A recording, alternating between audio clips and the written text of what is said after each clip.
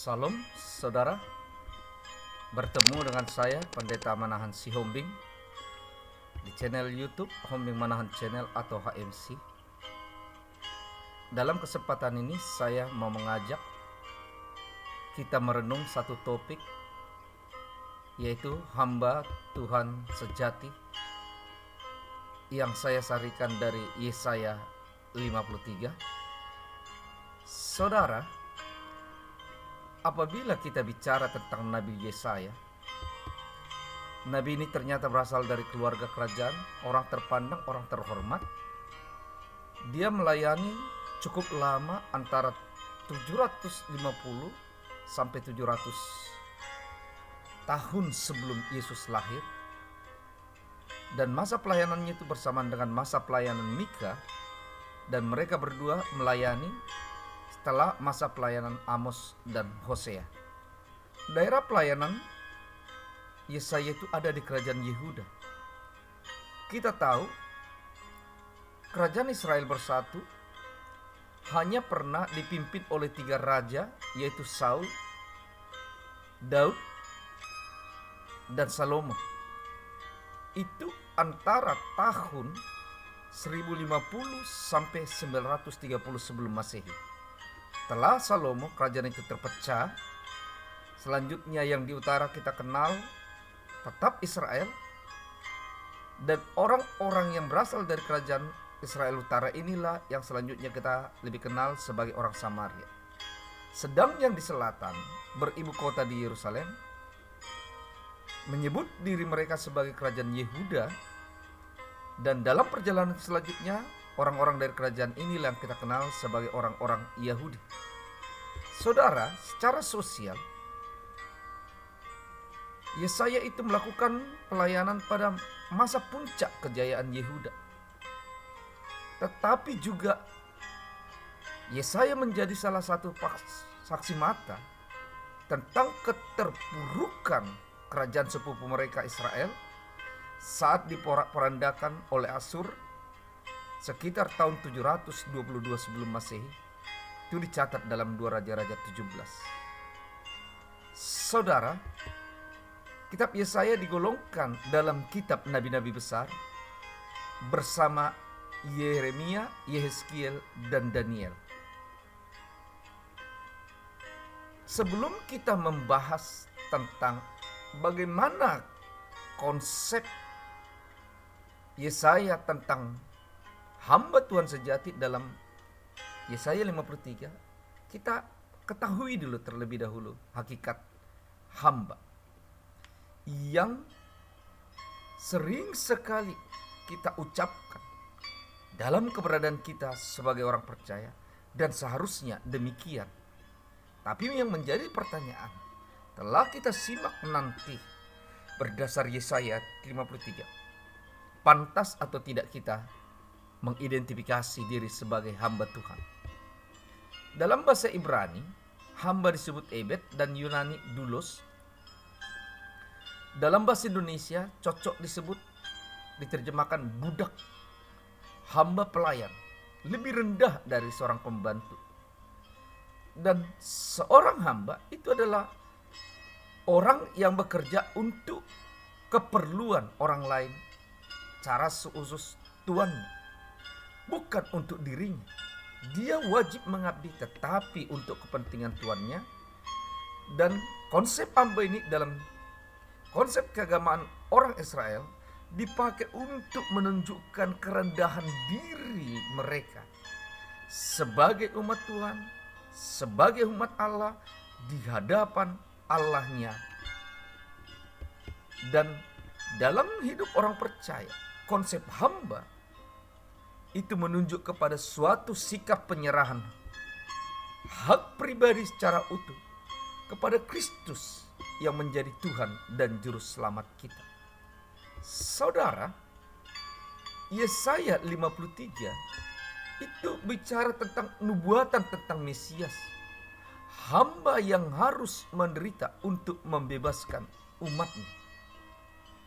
Dari konsep yang dituliskan dalam Yesaya 53, kita sebenarnya dapat mengidentifikasi orientasi hidup seseorang agar mereka layak atau tidak layak disebut sebagai hamba Tuhan sejati.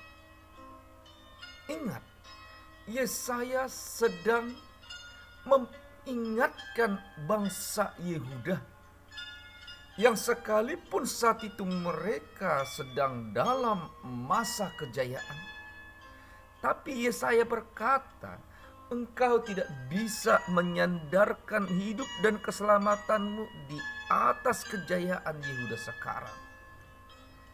Dan mulai Yesaya 40, Yesaya sudah menubuatkan kerajaan ini juga akan mengalami nasib yang sama seperti nasib kerajaan saudara kita Israel, akan dibuang. Dan ingatlah, pencarian terakhir yang perlu dicari manusia apabila mereka mengerti hati Allah bukan hanya sebatas bisa bebas dari pembuangan yang akan kita alami. Pembebasan kita yang sejati akan dikerjakan melalui karya seorang hamba yang harus menderita untuk kita. Dialah yang akan memberi pembebasan sejati itu. Dan hamba Tuhan yang dimaksud Yesaya di sini tidak lain tidak bukan adalah Sang Mesias, Yesus Kristus, yang sudah datang menghambakan dirinya secara sejati, dan melalui pekerjaan hamba Tuhan sejati ini, akhirnya kita punya kesempatan, akhirnya kita punya jalan untuk meraih kebebasan yang sejati, yang kekal dan selama-lamanya. Sekalipun Yesaya menunjukkan ini untuk Sang Mesias, tetapi prinsip-prinsip kehamba Tuhanan yang dituliskan Yesaya dalam Yesaya 53 itu berlaku buat setiap kita yang menerima Yesus sebagai Tuhan dan Juru Selamat kita. Dari Yesaya 53 kita akan belajar paling tidak 3 orientasi hidup seseorang agar mereka pantas atau layak disebut sebagai hamba Tuhan sejati. Yang pertama, seorang hamba Tuhan sejati berorientasi pada perkenanan Tuhan, bukan pada pujian dari manusia. Dalam Yesaya 53 ayat 1b, 2a, 2c, 2d, dan 10d dikatakan begini. Dan kepada siapakah tangan Tuhan dinyatakan? Sebagai taruk ia tumbuh di hadapan Tuhan. Ia tidak tampan, semaraknya pun tidak ada, sehingga kita suka memandang dia. Rupa pun tidak sehingga kita menginginkannya. Kita tidak ingin melihat hamba ini. Dan kehendak Tuhan ternyata terlaksana melalui dia. Saudaraku, statement yang mengatakan tangan kekuasaan Tuhan dinyatakan kepada dia dan kehendak Tuhan terlaksana olehnya, ini sesungguhnya memberi implikasi yang jelas pada orientasi hidup seorang hamba Tuhan, yaitu mereka harus punya orientasi yang jelas, perkenanan Tuhan di atas segala-galanya bagi mereka. Bahkan sekalipun oleh karena perkenanan itu orang tidak memandang dia, orang tidak menginginkannya, tetapi seorang hamba Tuhan sejati akan merasa puas di dalam hidupnya apabila dia tahu Tuhan berkenan kepadanya. Dan perkenanan Tuhan terhadap kita tidak lain tidak bukan, itu merupakan hasil karya Kristus. Kita orang berdosa, dan Tuhan jelas berkata, Di dalam 1 Petrus 1 ayat 16b, kuduslah kamu sebab aku kudus. Tanpa kekudusan tidak ada yang berkenan di hadapan Tuhan. Kita bersyukur Kristus menyerahkan dirinya, menumpahkan darahnya untuk menyucikan kita. Tetapi yang Tuhan inginkan bukan hanya sebatas kita menerima penebusan Kristus. Yang Tuhan inginkan, penebusan Kristus yang kita terima itu berdampak dalam kehidupan kita, di mana kita senantiasa memperhatikan dengan sungguh-sungguh kekudusan kehidupan kita di hadapan Allah, keberkenanan kita di hadapan Allah. Saudara, mata orang lain boleh kita tipu, tetapi ingatlah, mata Tuhan tidak. Berhati-hati dengan kehidupan. Apabila engkau menyadari hidupmu sebagai hamba Tuhan, engkau harus punya kontrol yang ekstra tentang kualitas kehidupan di hadapan Allah. Dan melalui kualitas ini, mari kita kerjakan bersama-sama sesuatu yang sebenarnya apa yang Tuhan kehendaki dalam kehidupan kita, agar kehendak Tuhan itu terlaksana. Dan ketika kita melaksanakan apa yang menjadi kehendak Tuhan, jangan pernah cari pujian dari manusia dari apa yang kita kerjakan itu. Saudara, banyak hamba-hamba Tuhan merasa mereka sudah melakukan yang terbaik, tetapi ternyata banyak sekali respon yang tidak baik didapat. Terkadang apa yang dia kerjakan tidak dianggap. Dan secara manusiawi, ketika kita berusaha melakukan kehendak Tuhan di dalam kehidupan kita, namun yang menjadi orientasi kita adalah mencari pujian dari manusia, ingatlah, Anda dan saya akan kecewa. Tetapi pandanglah kepada Kristus yang senantiasa di dalam kehidupannya tidak terlalu peduli bagaimana respon orang terhadap dia. Tetapi Kristus kita lihat senantiasa puas dengan apa yang dia kerjakan. Di dalam Yohanes 14 ayat 31 dikatakannya, aku mengerjakan apa yang diperintahkan oleh Bapakku kepadaku. Ingatlah, perkenanan Tuhan cukup bagi seorang hamba Tuhan, sekalipun dunia harus menolak dia. Yang kedua, orientasi seorang hamba Tuhan adalah pada pengabdian, bukan pada tuntutan. Dalam Yesaya 53 ayat 2b, ayat 3 dan Yesaya 53 ayat 10a dikatakan begini, sebagai tunas dari tanah kering ternyata hamba itu.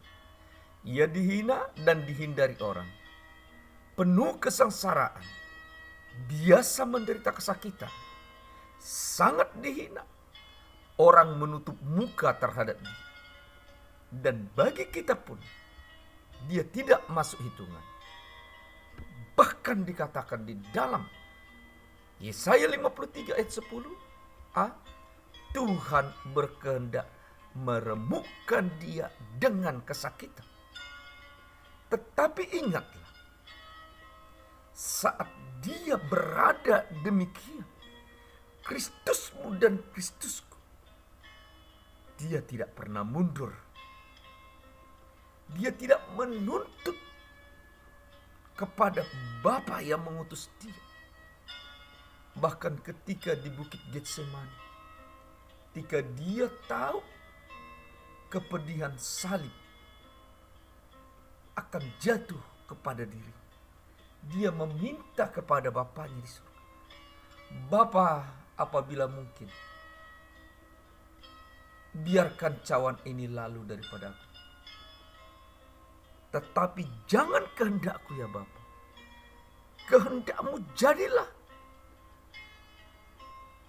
Dia tidak mengatakan komplain apapun terhadap Bapa.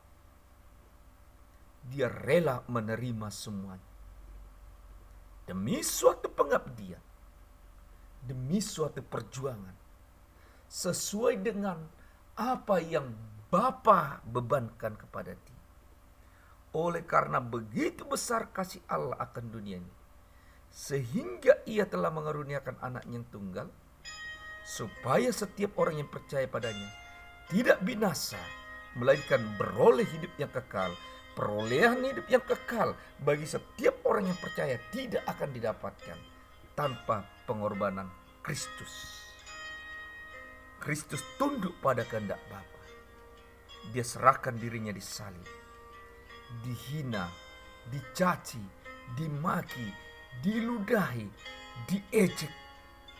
Bahkan ketika dia tersalib, tidak ada lagi orang yang mengeluh-elukan dia. Bahkan seorang Petrus bersembunyi memandang dia dari kejauhan. Dia benar-benar tersendiri di tengah-tengah penjahat yang dua itu. Sesuatu keadaan yang sangat-sangat menyedihkan, yang sangat-sangat dramatis Yesus alami. Saudara, pada tahun 1921 berangkat dua pasang hamba Tuhan dari Swedia menuju Kongo yang kita kenal sekarang sebagai Zaire. Mereka terbeban menginjili ke sana. Telah mendapat Injil, mereka berangkat ke Zaire dan mereka mendatangi pos penginjilan cabang mereka di sana. Setelah mereka sampai, mereka akhirnya bersiap-siap berangkat menuju ke suatu desa terpencil dengan berjalan kaki, dengan melalui hutan belantara. Setelah mereka mendekati desa itu, mereka berusaha berkenalan, tetapi penduduk desa jelas tegas menolak mereka berdiam di sana. Akhirnya mereka membangun suatu tempat di luar desa itu dengan rumah dari tanah liat. Dalam keadaan yang sangat memprihatinkan, akhirnya David Flood dan istrinya yang tinggal di sana. Teman mereka Eriksen kembali ke tempat pos pelayanan mereka di Zaire. Setelah 6 bulan ditinggalkan, istri David Flood sakit-sakitan dan hamilnya semakin besar. Namun dalam keadaan demikian, dia tetap mengajarkan Injil kepada seorang anak kecil yang rutin datang dari desa, mendengar pemberitaan Injil dari dia. 6 bulan setelah ditinggalkan sahabat mereka Eriksen, lahir putri mereka. Tapi berbarengan dengan lahirnya putri, meninggal istrinya. Akhirnya yang tinggal adalah Eriksen dengan seorang anak laki-laki mereka yang berumur 3 tahun dan anak perempuan mereka yang baru lahir. David Flood komplain pada Tuhan, "Apa yang kau lakukan kepadaku Tuhan? Mana pembalasanmu terhadap pengabdian? Tidak ada. Bahkan semuanya kerenggut daripada istriku yang baik, yang cantik kerenggut daripada. Sekarang kau tinggalkan aku menderita dengan kedua anakku yang seperti tidak terawat ini. Aku tidak mampu. Aku akan tinggalkan pelayanan ini." Benar, dia tinggalkan pelayanan yang dia mulai di desa dengan merasa tidak ada hasil yang dia dapatkan dari pelayanan itu. Dan dia membatin selama 1 tahun hanya melayani seorang anak kecil. yang mungkin saja tidak tahu apa yang mereka ajarkan. Akhirnya dia kembali ke pos mereka di Jaire. Dia titipkan anak perempuan yang baru lahir itu kepada temannya, dan dia berkata, aku tidak mampu merawat anak ini. Dan setelah itu dia dan anaknya laki-laki kembali ke Swedia. Puluhan tahun sesudah kejadian itu, anak yang tadi ditinggalkannya di Jaire sudah besar dan suatu saat punya kesempatan melakukan kunjungan ke Swedia.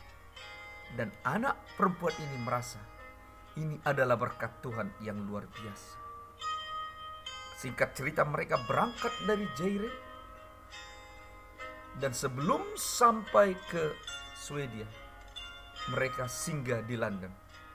Saat mereka di London, mereka lihat ada seminar hamba-hamba Tuhan, dan mereka masuk. Saat seminar, si anak gadis ini melihat ada seorang anak muda yang tidak jauh umurnya dibandingkan dengan dia, berkhotbah secara luar biasa. Anak muda itu berkulit hitam dan berasal dari Jaire. Ketika dia tahu anak ini berasal dari Jaire, dia tertarik untuk berkenalan. Setelah selesai acara, dia jumpai si hamba Tuhan dan dia bertanya secara spesifik. Inti pertanyaan berikutnya dia tanyakan, engkau kenalkah sepasang suami istri David Plaut dengan istrinya yang pernah melayani di Jaire? Ya, saya sangat kenal.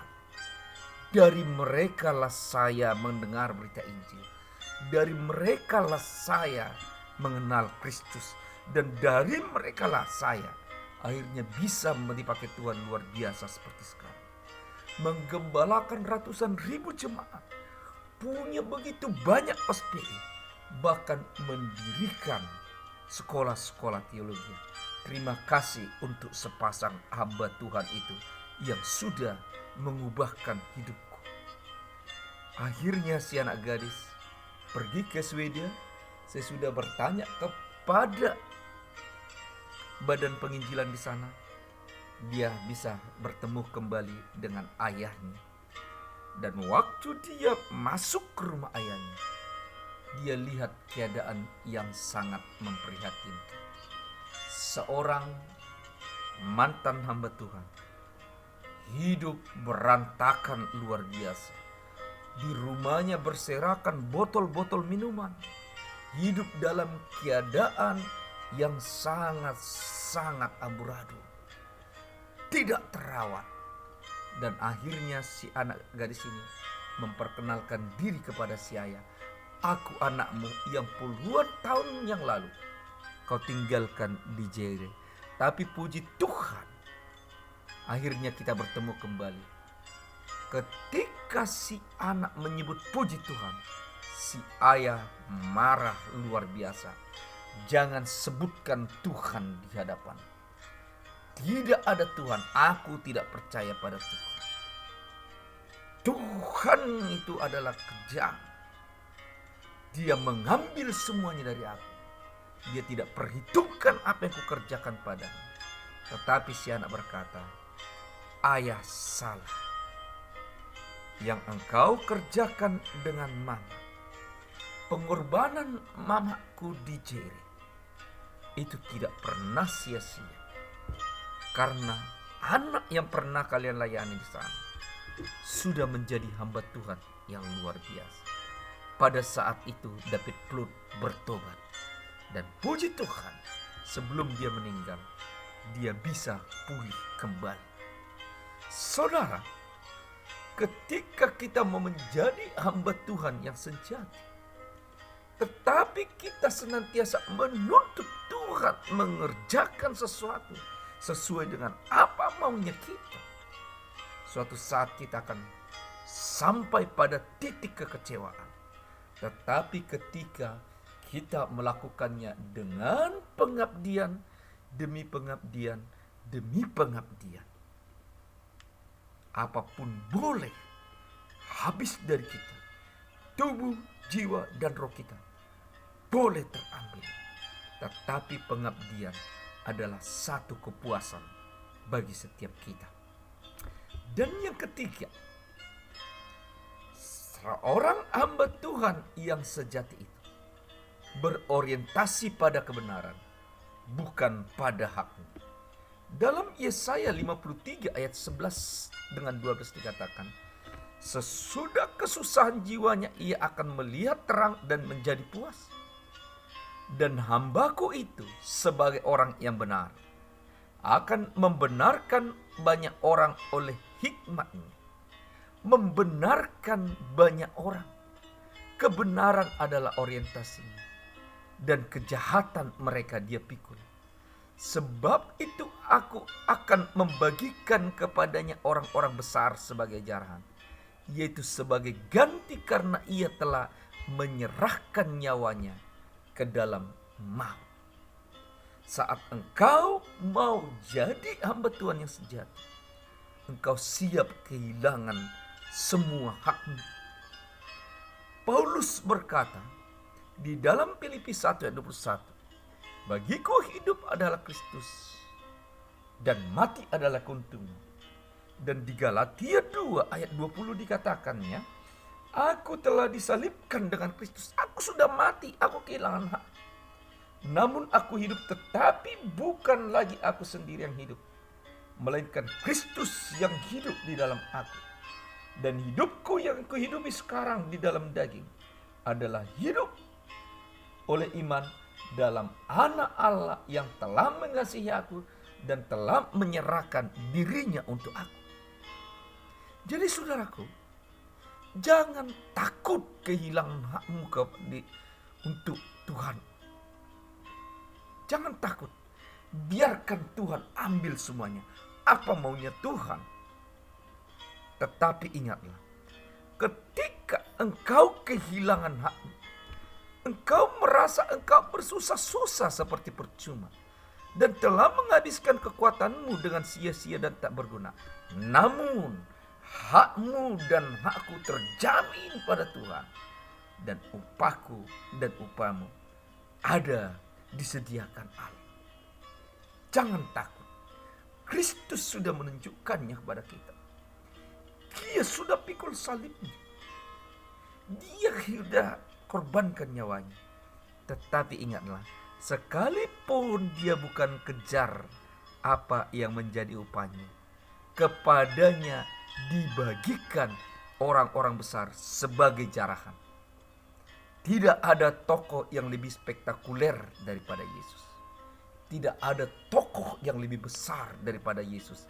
Tidak ada tokoh yang lebih agung daripada Yesus. Dan ternyata semua itu Yesus beli dengan kehamba Tuhanan sejatinya. Saudaraku, abdikan dirimu terhadap Tuhan.